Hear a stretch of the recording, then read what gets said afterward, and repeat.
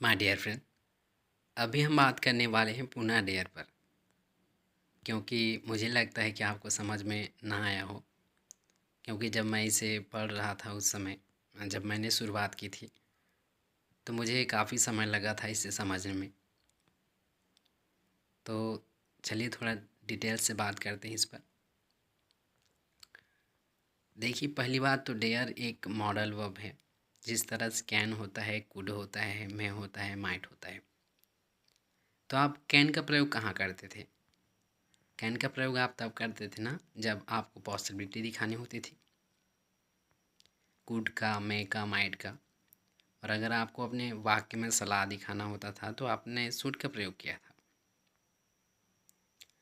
तो इसी तरह से अब अगर आप साहस दिखाना चाहते हैं, साहस की बात करते हैं, हिम्मत की बात करते हैं, तो आप डेयर का प्रयोग करेंगे।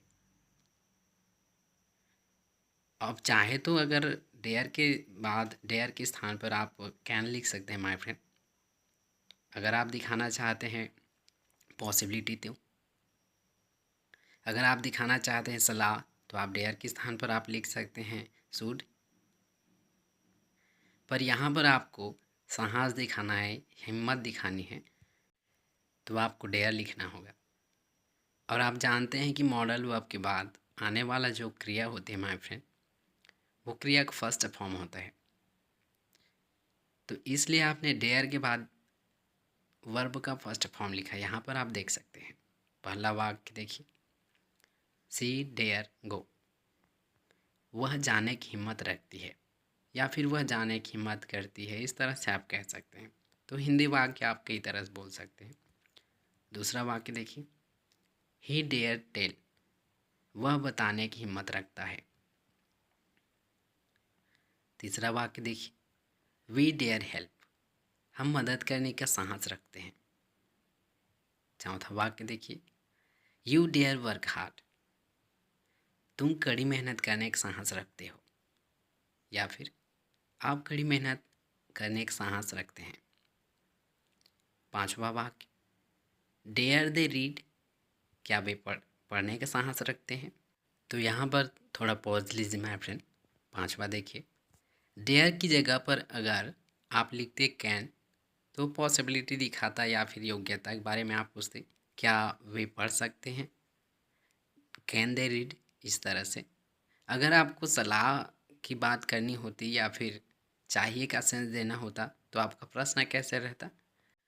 आप डेयर की जगह पर शुड लिखते, शुड दे रीड, क्या उन्हें पढ़ना चाहिए? तो कहने का मतलब बस इतना ही माय फ्रेंड, कि डेयर मॉडल वर्ब के सभी रूल का पालन कर सकता है, क्योंकि डेयर स्वयं अपने आप में एक मॉडल वर्ब है। और रही बात निगेटिव वाक्य की, तो निगेटिव जब आपको बनाना हो तो आप डेयर के बाद नॉट लिख दीजिएगा। पहला देखिए, सी डेयर नॉट गो, इस तरह से। ही डेयर नॉट टेल, तीसरा। वी डेयर नॉट हेल्प, चौथा। You dare not work hard, इस तरह से।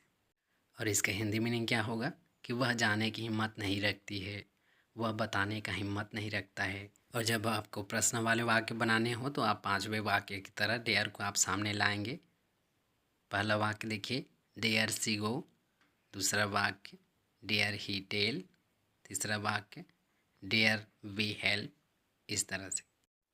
तो यहाँ पर आपने डेयर को एक मॉडल वर्ब की तरह इस्तेमाल किया है। आने वाली वीडियो में आप पुनः डेयर को आप एक मेन वर्ब की तरह इस्तेमाल करेंगे। तो अभी के लिए बस इतना ही my friend. Thank you for watching. Thank you for your precious time. Thank you.